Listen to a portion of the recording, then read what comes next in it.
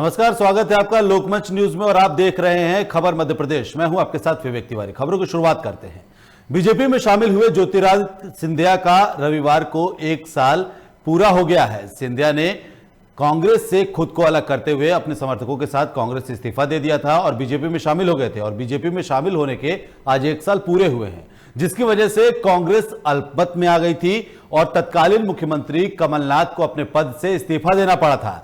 जहां बीजेपी इस मौके को सिंधिया के साथ आने पर जश्न के रूप में मना रही है, वहीं कांग्रेस लोकतंत्र सम्मान दिवस मनाकर सरकार के खिलाफ आक्रोश जाहिर कर रही है। इसी कड़ी में इंदौर में भी कांग्रेस कार्यालय पर कांग्रेसी जुटे और संविधान की रक्षा करने का प्रण लिया।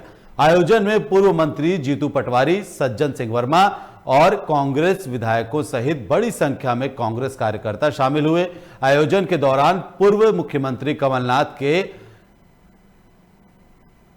पूर्व सीएम कमलनाथ ने एक वीडियो भी जारी किया है और जिसमें उन्होंने कमलनाथ ने बीजेपी पर विधायकों की खरीद फरोख्त का आरोप लगाते हुए चुनी हुई सरकार को गिराने का आरोप लगाया।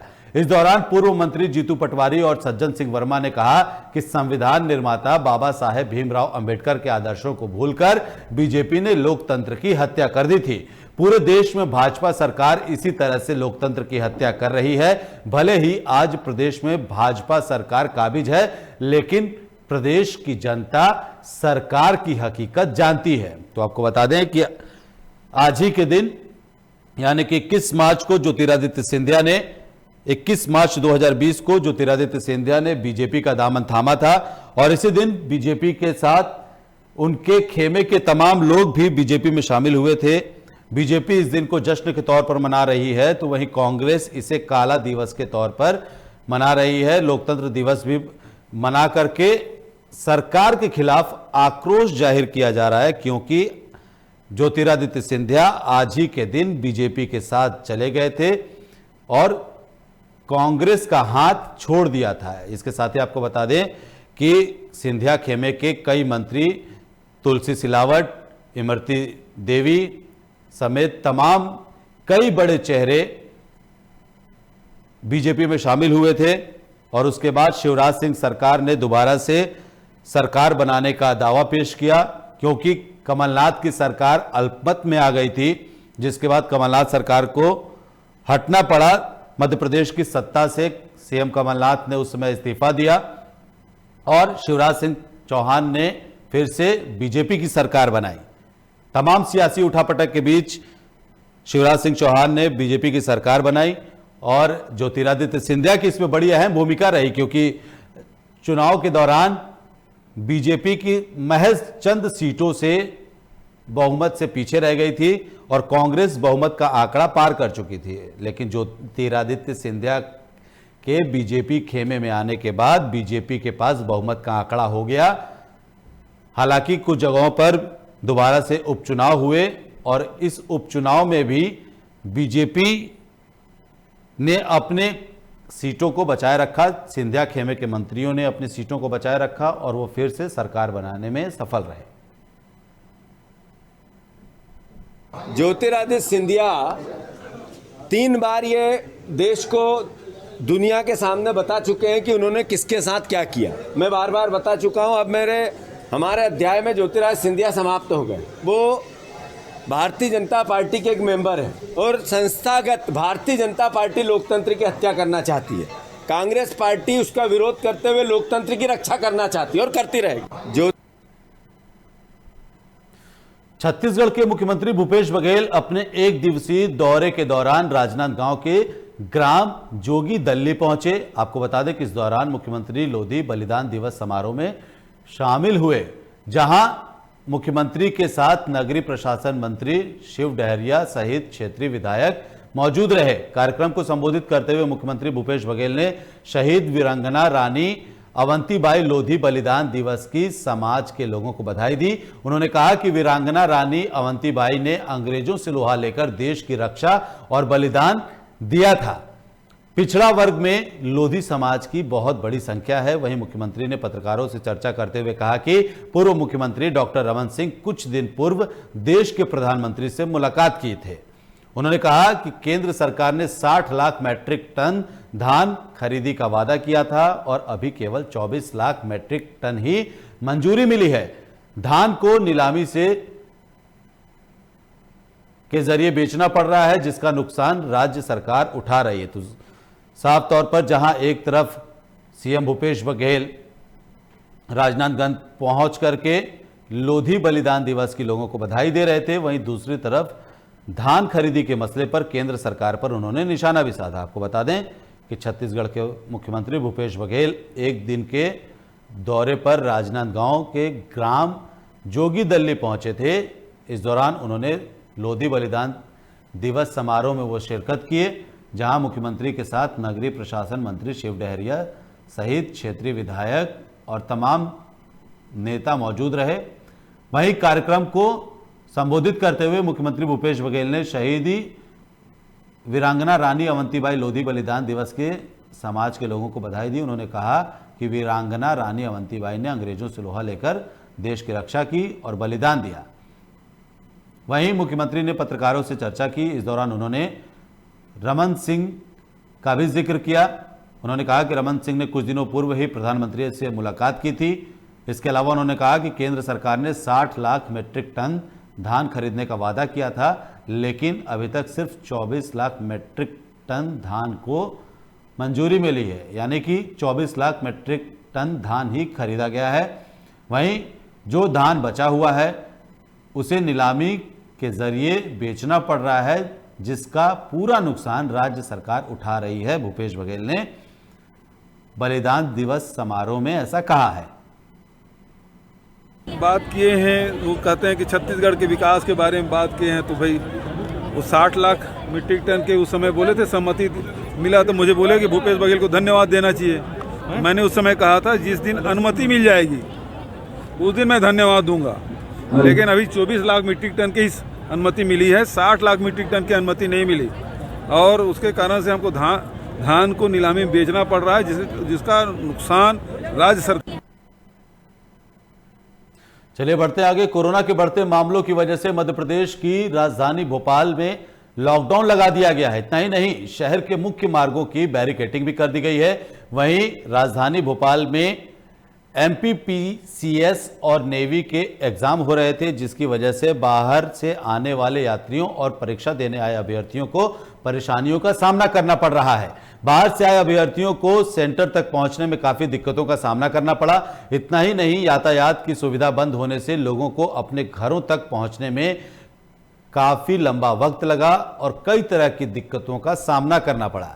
आपको बता दें कि कोरोना के बढ़ते प्रकोप के चलते राजधानी भोपाल में एक बार फिर से लॉकडाउन लगा दिया गया है और इसके साथ ही शहर के मुख्य मार्गों पर भी बैरिकेडिंग कर दी गई है। वहीं राजधानी भोपाल में एमपीपीसीएस और नेवी के एग्जाम हो रहे थे, जिसकी वजह से बाहर से आने वाले यात्रियों और परीक्षा देने आए छात्रों को काफ़ी परेशानियों का सामना करना पड़ा, क्योंकि प्रदेश में के कई जिलों में और राजधानी भोपाल में पूर्ण रूप से लॉकडाउन फिर से लगाया गया है कोरोना के बढ़ते मामलों के मद्देनज़र। और वहीं कई जगहों पर बैरिकेडिंग करके हर आवाजाही कर रहे लोगों से पुलिस पूछताछ भी कर रही है, थोड़ी सख्ती से पेश आ रही है। लेकिन दूसरी तरफ कुछ छात्रों के एग्ज़ाम होने थे, उन छात्रों को भारी दिक्कतों का सामना करना पड़ा जो एग्ज़ाम देने के लिए भोपाल पहुंचे थे।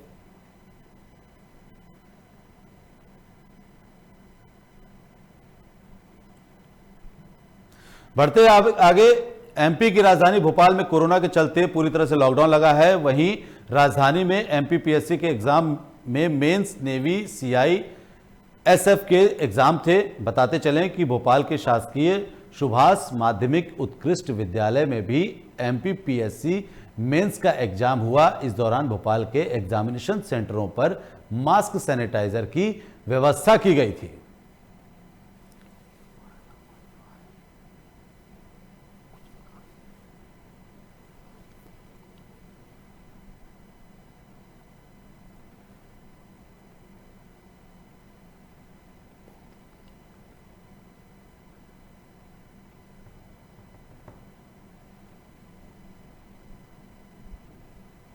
तो आपको बता दें कि भोपाल में कोरोना के चलते पूरी तरह से लॉकडाउन लगा दिया गया है।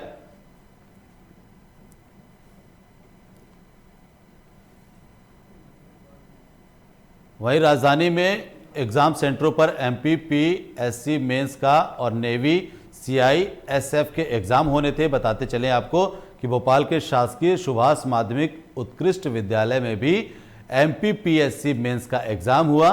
इस दौरान भोपाल के एग्जामिनेशन सेंटरों पर मास्क सैनिटाइजर की व्यवस्था की गई थी, यानी कि कोविड प्रोटोकॉल के तहत एग्जामिनेशन हुआ है। वहीं दूसरी तरफ लगातार कोरोना के बढ़ रहे केसों के मद्देनजर राजधानी भोपाल में संपूर्ण लॉकडाउन लगा दिया गया है। जगह जगह पर बैरिकेडिंग की गई है। हालांकि इस दौरान यात्रियों को, परीक्षा देने वाले छात्रों को भारी दिक्कतों का सामना करना पड़ा।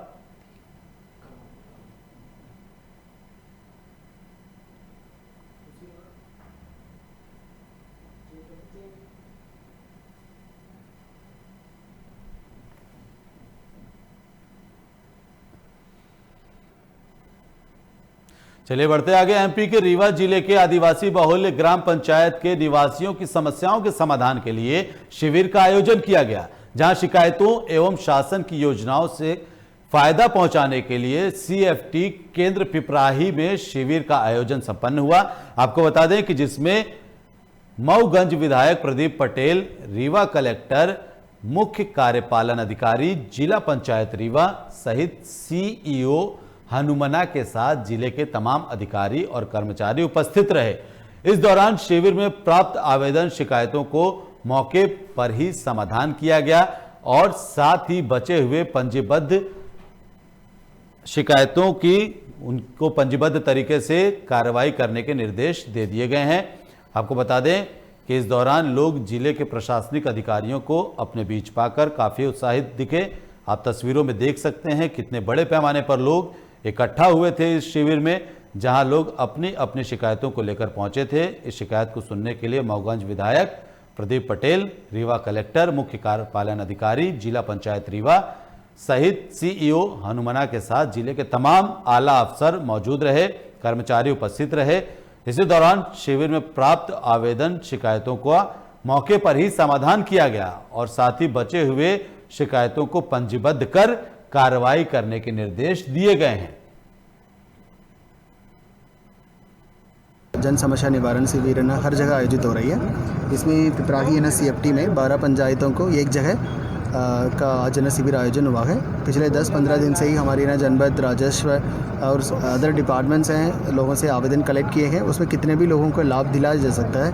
मुझे लग रहा है आई थिंक 1900 लोगों के ऊपर है 12 पंचायतों का पंचायत ग्रामीण विकास विभाग के द्वारा आज लाभ दिया गया है। विभिन्न योजनाओं को, संबल योजना से लेकर अनुग्रह सहायता रोजी, पेंशन्स और इसके अलावा राजस्व विभाग की ओर से वारिसाना नामांतरण, बंटवारा, सीमांकन के कितने पेंडेंसी निपटा सकते हैं वो निपटाए हैं। आपने भी देखा होगा 2 पहाड़ से घिरा हुआ पूरा क्षेत्र है। यहाँ से लोगों को तहसील और जनपद और ज़िले में मुख्यालय में अपने आवेदन लेके जाने में बड़ी दिक्कत होती है। गए भी तो कई बार लग जाता है। इसलिए पहले से प्रचारित किया गया। 20 दिन यहाँ सभी कर्मचारियों को समय दिया गया कि गांव-गांव जा करके लोगों के आवेदन कलेक्ट करें और उसका पात्रता का परीक्षण करा करके जो जिस पात्र के हिसाब से हो उसको उस तरह के प्रमाण पत्र सर्टिफिकेट जारी करे जाएँ और उनको इस योजनाओं का लाभ मिले। बहुत सारे आवेदन आए, बहुत सारे आवेदनों का निराकरण हुआ। यहीं पर उनको सब वितरण भी किया गया और जिन प्रकरणों में और भी जांच करने की जरूरत है वो सारे आवेदन ले करके और शीघ्रता से पंचायत द्वारा उनका निराकरण करके उनको संबंधित लोगों को दिए जाए। चलिए बढ़ते आगे। टीकमगढ़ जिले के खरगापुर तहसील के फुटेर में OBC महासभा ने 1857 में वीर गति को प्राप्त हुई वीरांगना रानी अवंतीबाई लोधी के बलिदान दिवस के अवसर पर प्रदेश स्तरीय कार्यक्रम आयोजित किया गया। इस दौरान वीरांगना रानी अवंतीबाई के बलिदानों को याद किया गया। आपको बता दें कि वीरांगना रानी अवंतीबाई लोधी भारत की प्रथम स्वाधीनता संग्राम में महत्वपूर्ण भूमिका निभाने वाली प्रथम महिला शहीद वीरांगना थी। 1857 की क्रांति में रामगढ़ की रानी अवंतीबाई रेवांचल में मुक्ति आंदोलन की सूत्रधार थी। 1857 के मुक्ति आंदोलन में इस राज्य की अहम भूमिका थी, जिससे भारत के इतिहास में एक नई क्रांति आई। वहीं इस दौरान ओबीसी महासभा के सभी कार्यकर्ताओं ने शपथ ली कि एससी और एसटी सभी वर्ग के लोग ओबीसी का समर्थन करेंगे।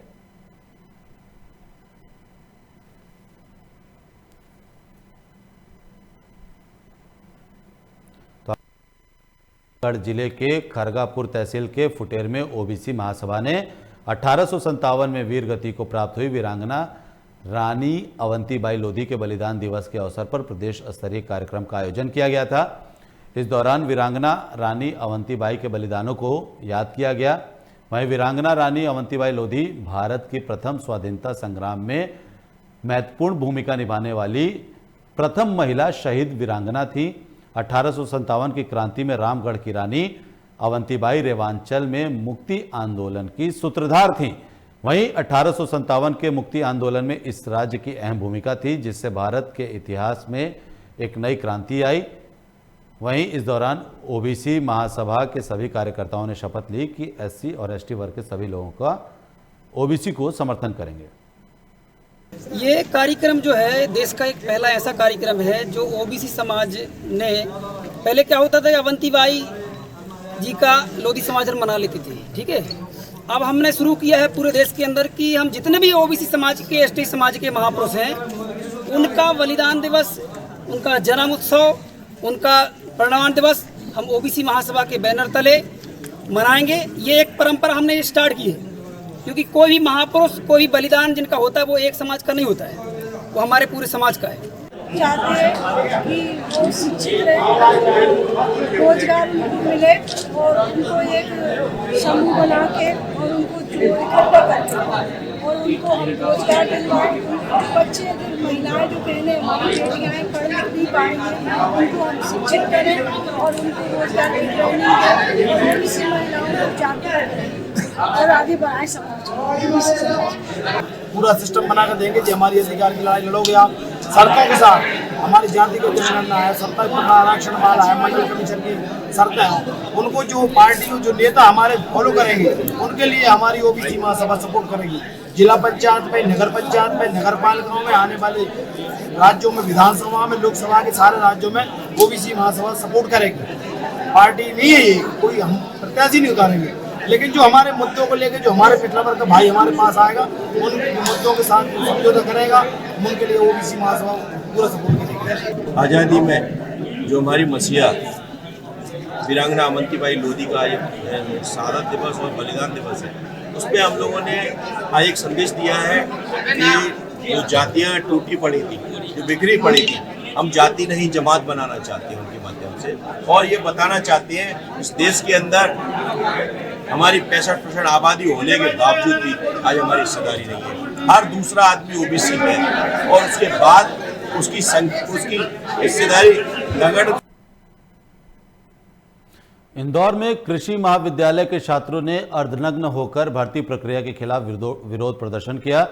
मध्य प्रदेश के कृषि महाविद्यालयों के बाहर छात्र हाल ही में संपन्न हुई भर्ती प्रक्रिया के खिलाफ पिछले 1 महीने से विरोध प्रदर्शन कर रहे हैं, लेकिन शासन और प्रशासन की तरफ से 1 माह बीत जाने के बाद भी अभी तक इस मामले पर ध्यान नहीं दिया गया है। तो वहीं दूसरी तरफ छात्रों ने अर्धनग्न होकर विरोध प्रदर्शन किया। छात्रों का कहना है कि जब व्यापम घोटाले की तरह उनका भी प्रश्न पत्र लीक हो गया तो फिर क्यों नहीं इस भर्ती प्रक्रिया को रद्द नहीं किया जा सकता है। साफ तौर पर छात्रों ने भर्ती प्रक्रिया को रद्द करने की मांग की। अर्धनग्न होकर के छात्र व्यापम घोटाले से इसकी तुलना करते हुए सीधे तौर पर भर्ती प्रक्रिया को रद्द करने की मांग कर रहे हैं। आपको बता दें कि इंदौर के कृषि महाविद्यालय के छात्रों ने ये अर्धनग्न होकर के भर्ती प्रक्रिया के खिलाफ प्रदर्शन किया है।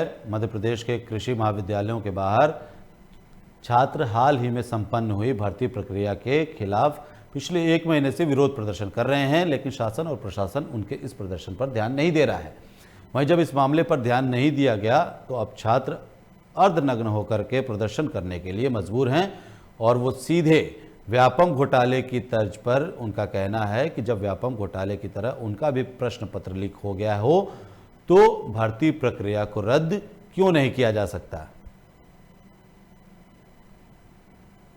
हम आज हमको 30 दिन आंदोलन करते करते हो गए। हमारी सरकार से यही मांग है कि अभी व्यापम घोटाले 2 में जो कृषि भर्ती में जो फर्जीवाड़ा हुआ है उसकी पूरी निष्पक्ष जांच की जाए और इसकी जांच सीबीआई द्वारा जाए। सरकार बोल रही है कि मैप आईटी द्वारा जांच की जाए, वो तो एक ऑनलाइन सॉफ्टवेयर है। हमारी मांग है कि यह किसी रिटायर्ड जज के लेकर इसकी जाँच की जाए और सीबीआई द्वारा इसकी पूरी निष्पक्ष जाँच की जाए और इसमें जो भी दोषी छात्र है, नेता है और जितने भी अधिकारी है लिप्त है, इनको सजा दी जाए और हमारी एग्जाम पूरी तरह से कैंसिल करवा के हमारी जल्दी से जल्दी एक 10 समय में एग्जाम करवाई जाए।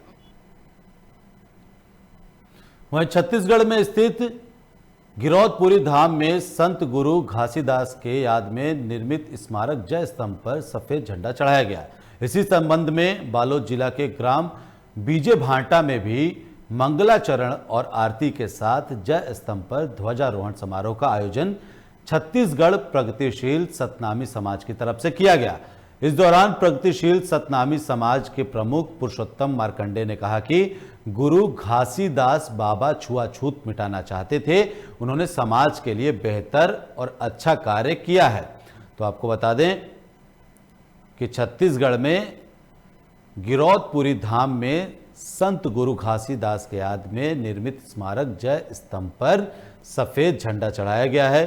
रंगारंग कार्यक्रम किए गए हैं। तस्वीरों में आप देख सकते हैं किस तरह से धूमधाम से उनके याद में लोग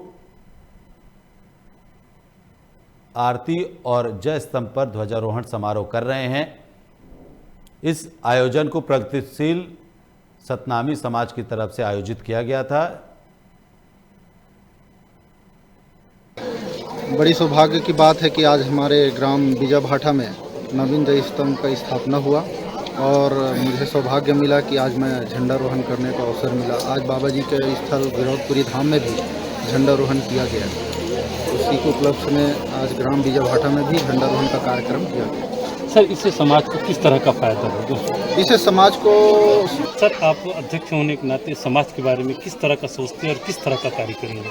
मैं मानव एक समान के संदेश लेकर के प्रगतिशील छत्तीसगढ़ सतनामी समाज को जिला बालोद में गठन किया हूं और मैं सर्व समाज को लेकर के चलने के बारे में भी सोचा हूं, क्योंकि हमारे प्रगतिशील छत्तीसगढ़ सतनामी समाज सभी समाज के साथ कंधे से कंधे की मिला करके चलेगी। सर, बाबा जी का संदेश किस तरह का है और उसे प्रचार प्रसार करने में आप कितना योगदान है? वहीं जांजगीर चांपा जिले के मालखरौदा सामुदायिक स्वास्थ्य केंद्र के बीएमओ और बीपीएम की लापरवाही पर स्वास्थ्य विभाग के जिम्मेदार अधिकारी कार्रवाई करने से बचते नजर आ रहे हैं, जिससे मालखरौदा बीएमओ और बीपीएम के हौसले दिन ब दिन बढ़ते जा रहे हैं। ताजा मामला जिले के मालखरौदा सामुदायिक स्वास्थ्य केंद्र से सामने आया है, जहां मीडिया कर्मी सामुदायिक स्वास्थ्य केंद्र पहुंचा तो जिम्मेदार अधिकारी ने मीडिया से बात करने से इनकार कर दिया और कई घंटों तक मीडिया कर्मियों को इंतजार करवाया गया।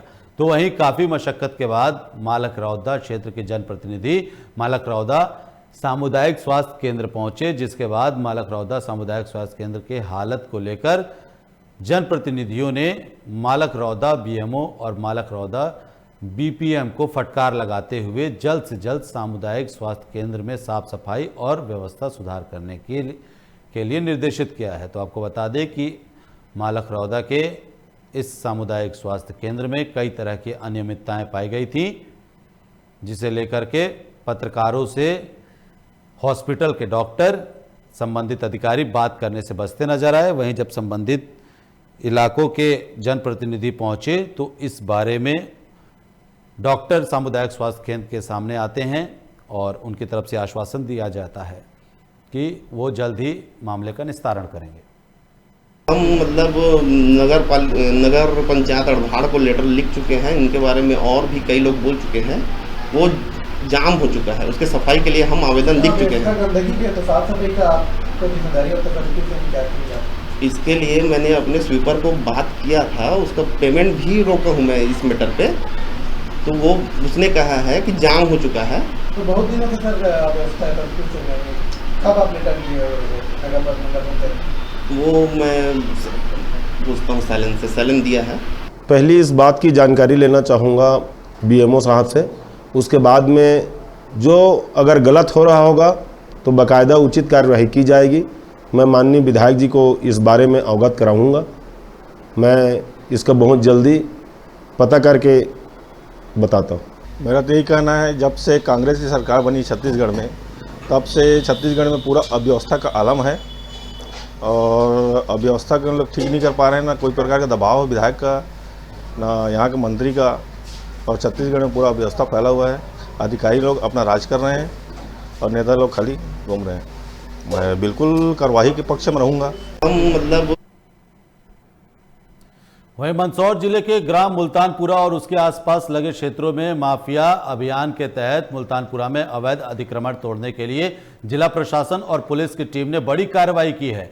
इसकी जानकारी देते हुए एसडीएम मंदसौर बिहारी सिंह ने बताया कि खनिज माफिया इजहार गढ़वी और उसके परिवार ने शासकीय सर्वे क्रमांक 965 की लगभग 1 हेक्टेयर भूमि पर निजी आवास, स्लेट पेंसिल कारखाना और बड़े कॉम्प्लेक्स का अवैध निर्माण कर रखा था, जिसे जमींदोज कर दिया गया है।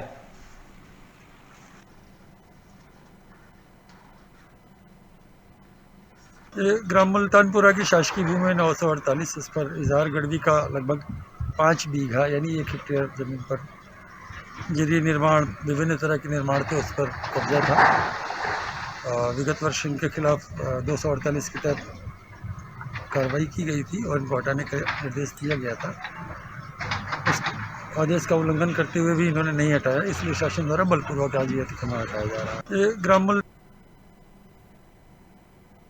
चलिए बढ़ते आगे। ग्वालियर निवासी एक महिला ने मुनैरा जेल में पदस्थ जेल प्रहरी के खिलाफ दुष्कर्म का मामला दर्ज कराया है, जिसके बाद पीड़िता ने माधवगंज थाने में एफआईआर दर्ज कराई है, जिसके बाद पुलिस ने मामले की जांच शुरू कर दी है। बताया जा रहा है कि ग्वालियर निवासी एक महिला का पति खंडवा जेल में बंद था और महिला जब पति से मिलने के लिए खंडवा गई तो जेल में तैनात प्रहरी नारायण सिंह परिहार उसकी मदद करता था, लेकिन इसी दौरान जेल प्रहरी नारायण और उसके यानी कि महिला के बीच संबंध स्थापित हो गए। महिला ने बताया कि आरक्षक नारायण सिंह ने उससे शादी कर ली और मुरैना आ गए, लेकिन अब युवक महिला को छोड़कर चला गया। फिलहाल पुलिस ने मामला दर्ज कर लिया है और आगे की कार्रवाई में जुट गई है।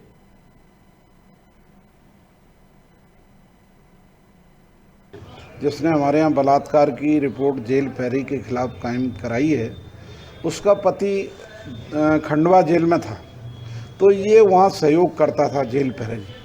धीरे धीरे इनके संबंध हो गए। इन्होंने मंदिर में मुरैना आके शादी कर ली। जब वो मुरैना आ गया प्रहरी, उसके बाद इससे अवैध संबंध बनाता रहा वो, शादी का झांसा देकर।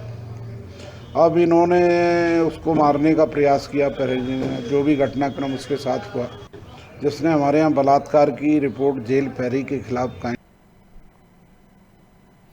दमोह के हाथीघाट में बाइक और पिकअप में जोरदार टक्कर हो गई। इस हादसे में एक व्यक्ति की मौत हो गई, जबकि 2 लोग गंभीर रूप से घायल हो गए हैं, जिन्हें इलाज के लिए अस्पताल में भर्ती करवा दिया गया है। घटना के बारे में जानकारी देते हुए अस्पताल चौकी प्रभारी एएसआई गजराज सिंह ठाकुर ने बताया कि खर्रा घाट इमलिया में मंदिर के पास रामलीला देखने के लिए बाइक सवार जा रहे थे, तभी रास्ते में अज्ञात पिकअप ने बाइक को टक्कर मार दी। घटना की सूचना पाकर मौके पर पहुंची पुलिस ने घायलों को अस्पताल में भर्ती करवाया, जहां एक युवक को डॉक्टरों ने मृत घोषित कर दिया। हमारे साले साथ एक्सीडेंट हुआ। अभी एक्सीडेंट गाड़ी तो एक्सीडेंट लग नहीं रहा है, ये दुर्घटना समझ में आ रही है कि करने वालों के हाथ में है। कितने लोग थे? ये 3 लोग थे, 2 लोग सही है, यानी एक की चोट आई थोड़ी पैर में हाथ में, वो एक बिल्कुल सही चाट है, और इसका सामने वाले का बिल्कुल काम ही खत्म हो गया। रास्ते में आ रहे थे, पिकअप से मतलब टक्कर हो गई, गिर गए। काय से भिड़े थे? पिकअप। आप लोग काय से थे? हम लोग बाइक लाए थे, मोटरसाइकिल।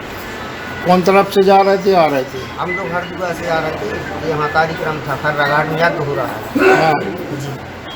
और वो गाड़ी कहाँ से आ रही थी? वो इस साइड से हर जगह लिए जा रही थी। अच्छा, तो जो एक्सीडेंट हुआ उसमें क्या हुआ?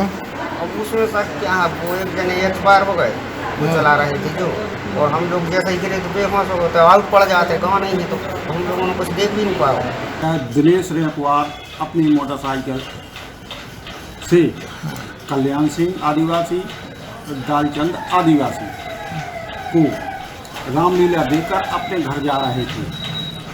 जो रास्ता में एक 4 व्हीलर यानी वाहन के द्वारा एक्सीडेंट हो गया था, जिसमें ये तीनों व्यक्ति घायल हो गए थे, जो वहाँ से जिला अस्पताल इलाज हेतु आए थे। जो इलाज के दौरान दिनेश गायकवाड़ को मृत घोषित कर दिया।